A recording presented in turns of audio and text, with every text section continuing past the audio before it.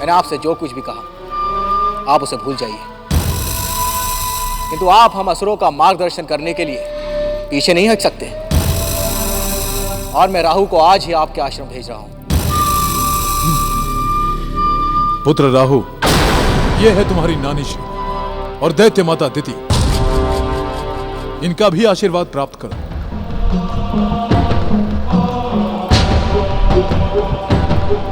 विश्व विजयी हो पुत्र। उस कुलक्षणी अदिति के पुत्र इंद्र को स्वर्ग के सिंहासन से शीघ्र हटा दो। अपनी माता का भी आशीर्वाद ले लो।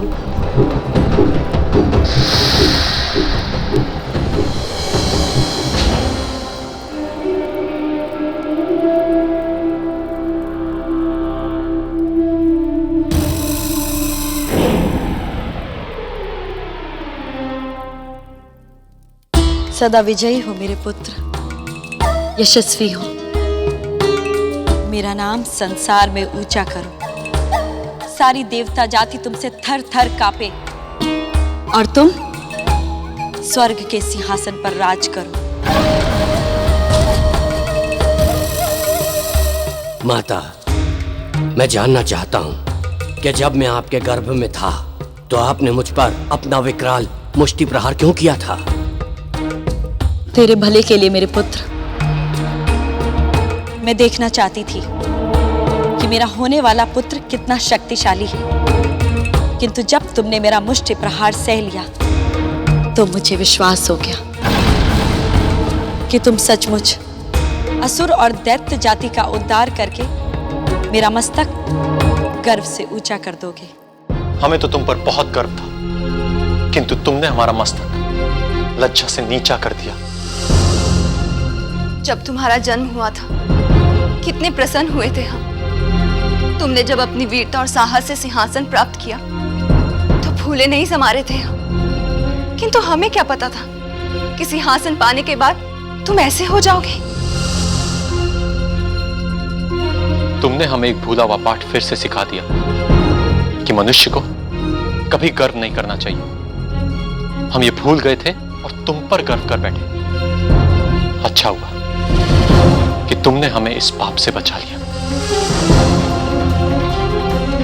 वैसे पुत्र, दुर्वासा जैसे महामुनि का अपमान करना तुमने सीखा कहां से? हमने तो तुम्हें कभी ऐसे संस्कार नहीं दिए। मैंने उनका अपमान नहीं किया। यदि कोई तुम्हें प्रेम पूर्वक भेंट दे और तुम उस भेंट का तिरस्कार करो तो ये तो भेंट देने वाले का अपमान ही हुआ ना। कुछ समय पूर्व हमने तुम्हें बुलाकर सावधान रहने का परामर्श भी दिया था, किंतु तुमने हमारी बात सुनने की आवश्यकता ही नहीं समझी। पिताश्री, भूल तो मुझसे हुई है और सत्य को मैं टाल भी नहीं सकता, किंतु अब मुझे अपने किए पर पछतावा हो रहा है। मैंने महामुनि दुर्वासा के चरण पकड़कर उनसे क्षमा याचना भी की थी। मैंने आपसे भी क्षमा मांगी थी और अब भी मांग रहा हूं।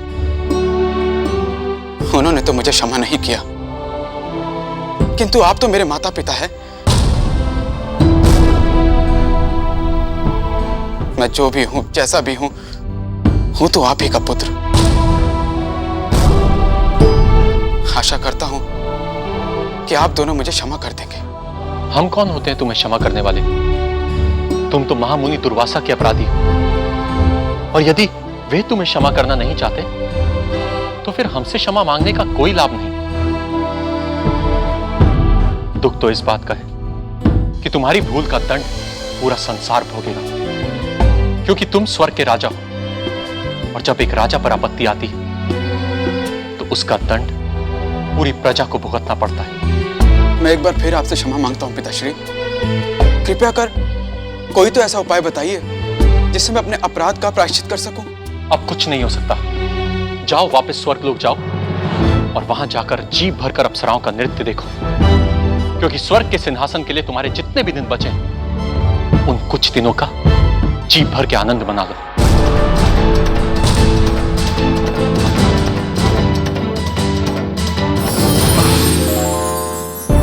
ऋषिवर, क्या सचमुच हम अपने पुत्र के लिए कुछ भी नहीं कर सकते? देवी अदिति, यदि हम किसी भी प्रकार से महामुनि दुर्वासा के श्राप को काटने का प्रयत्न करते हैं तो इसका सीधा सा अर्थ होगा महामुनि का अपमान। और मैं नहीं चाहता कि सारा संसार ये कहे जो एक पुत्र ने किया वही पिता ने कर दिया। किंतु हम स्वयं महामुनि दुर्वासा से मिलकर अपने पुत्र के अपराध की क्षमा याचना तो कर ही सकते हैं ना स्वामी? अवश्य कर सकते हैं देवी अदिति, किंतु मुझे नहीं लगता कि हमें उससे कुछ प्राप्ति होगी, क्योंकि मैंने आज तक नहीं सुना कि महामुनि दुर्वासा ने अपना श्राप वापस लिया या अपने किसी भी अपराधी को क्षमा किया। किंतु ऋषिवर, एक बार प्रयास करने में हानि ही क्या है? कोई हानि नहीं, अपितु महामुनि दुर्वासा के दर्शन तो पुण्य की बात है। हम कल प्रातः ही उनके आश्रम की ओर प्रस्थान करेंगे। भूल तो मेरी ही थी। मैं भले ही अपने विचारों में खोया था, किंतु महर्षि दुर्वासा का अपमान मेरे ही हाथों से हुआ है। इस दृष्टि से देखे तो उनका मुझे श्राप देना अनुचित नहीं है। तो क्या असुरों के हाथों आपकी पराजय होगी? महर्षि के श्राप के अनुसार तो ऐसा ही होगा। और हमें दर दर की ठोकरें खानी पड़ेगी। उस श्राप का एक परिणाम ये भी होगा।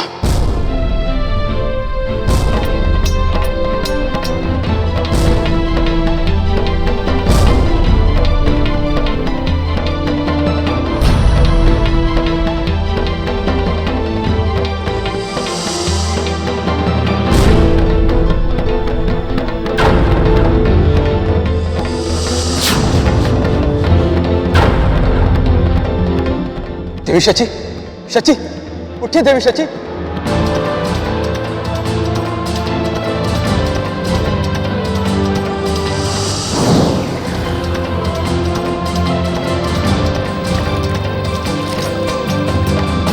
देवी शची, आप ठीक तो है?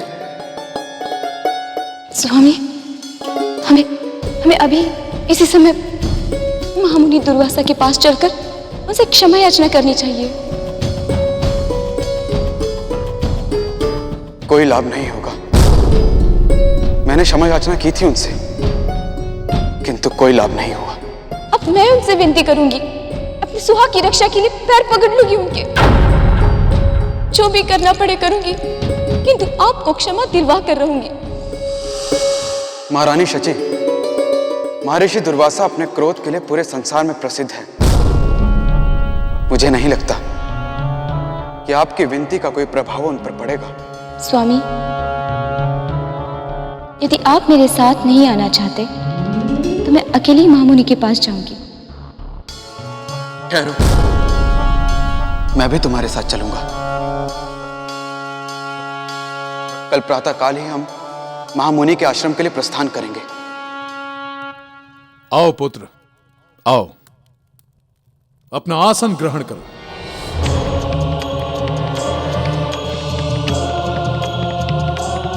इस समय सबसे आवश्यक है अपने शत्रुओं के लिए इसके मन में द्वेष की भावना उत्पन्न करना, क्योंकि ये शक्तिशाली है और यही मेरे प्रतिशोध का अस्त्र बनेगा। वत्स राहु, बहुत ही शीघ्र तुम स्वर्गाधिपति इंद्र के साथ युद्ध करोगे, और इस युद्ध में यदि तुमने कोई भूल नहीं की तो तुम्हारी विजय निश्चित है। किंतु उससे पहले मुझे तुम्हें उससे भी बड़े और कठिन संग्राम के मैदान में उतारना है। एक और संग्राम? आप किस संग्राम की बात कर रहे हैं? जीवन संग्राम। मैं जीवन की बात कर रहा हूं पुत्र, और जीवन संग्राम के इस मैदान में प्राणी प्रायः स्वयं अपने हाथों ही पराजित हो जाता है, क्योंकि वो ये समझ ही नहीं पाता कि उसके मित्र कौन है और शत्रु कौन। और इसी कारण ये बात तुम्हें समझनी आवश्यक है। आप तो मेरे गुरु हैं, आप ही कुछ बताइए ना। अवश्य, इसी कारण तो मैं तुम्हें अपने आश्रम में लेकर आया हूं। एक बात याद रखना पुत्र, कि दैत्य और असुर जाति के सबसे बड़े शत्रु दुष्ट, स्वार्थी और कपटी देवतागण हैं। किंतु आप तो स्वयं एक देवता हैं।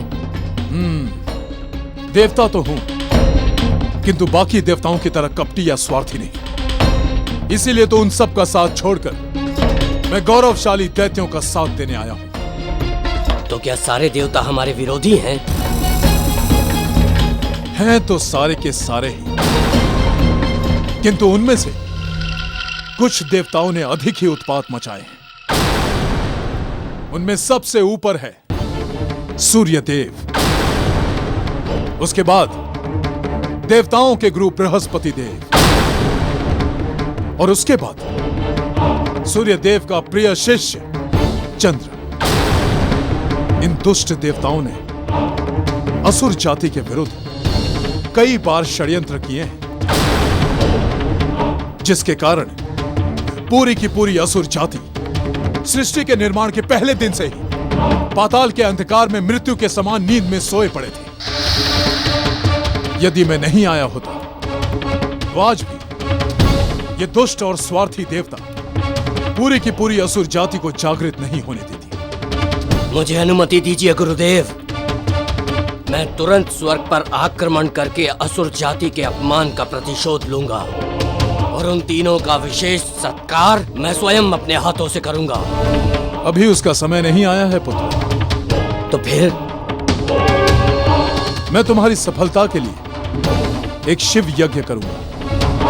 उसके बाद शिव कृपा और शिव इच्छा पाकर तुम स्वर्ग के स्वार्थी देवताओं के विरुद्ध अपना अभियान आरंभ करोगे। और कब होगा वो? मैं कल प्रातः काल शिव यज्ञ प्रारंभ करूंगा।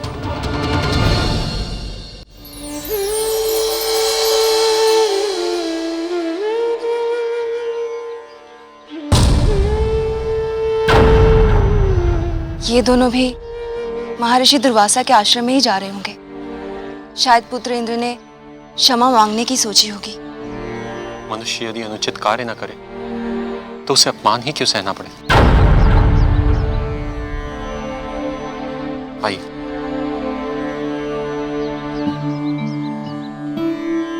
प्रणाम। सुखी रहो। कल्याण वस्तु। पुत्री, रो मत। भगवान सूर्यदेव सब ठीक करेंगे, चिंता मत करो। पुत्रेंद्र, तुम यहीं रुको। हम तीनों महामुनि दुर्वासा से वार्ता करके आते हैं। स्वामी, अपराध पुत्र इंद्र से हुआ है, इसे तो साथ ले लें। नहीं, कहीं से देखकर महामुनि दुर्वासा का क्रोध फिर से न भड़क उठे। अभी हम तीनों चलकर महामुनि दुर्वासा से वार्ता करते हैं।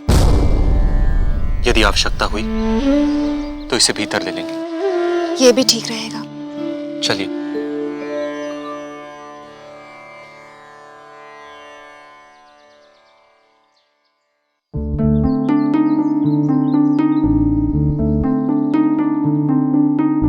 कितना बड़ा अनर्थ कर दिया मैंने ये तक नहीं सोचा कि मेरी इस भूल का परिणाम पूरे संसार को भुगतना होगा। पापी हूं मैं, भयानक पापी। भले ही महामुनि मुझे क्षमा कर दे, किंतु मैं स्वयं को कैसे क्षमा कर पाऊंगा?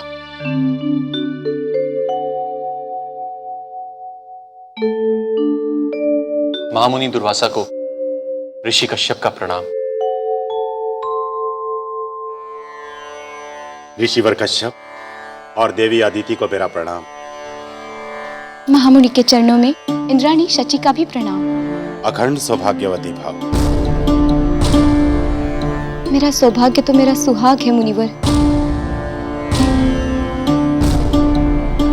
और आज उस पर संकट के काले बादल छाए हुए हैं। किंतु तुम उसे आश्रम के बाहर क्यों छोड़कर आ गई हो? कदाचित आप लोगों को लगा होगा कि उसे देखते ही मैं फिर से क्रोधित हो जाऊंगा।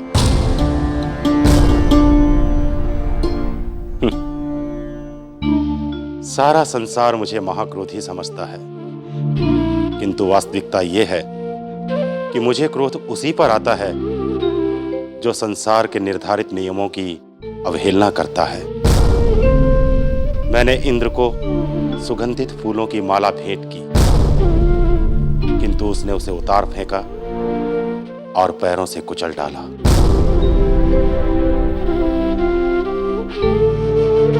उसने ये नहीं समझा कि उस माला में न केवल एक अबोध बालक की सच्ची भक्ति भावना छिपी थी, बल्कि वो माला उसे मेरा आशीर्वाद भी था।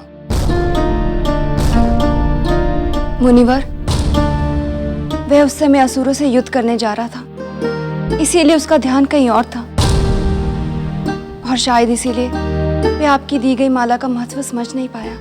देवी अदिति, मैं जानता हूं कि इंद्र उस समय असुरों से युद्ध करने जा रहा था, किंतु इंद्र जैसे महाज्ञानी पुरुष को इस बात का भान होना चाहिए था कि उस युद्ध में विजय प्राप्त करने के लिए उसे ऋषि मुनियों के आशीर्वाद की आवश्यकता पड़ेगी।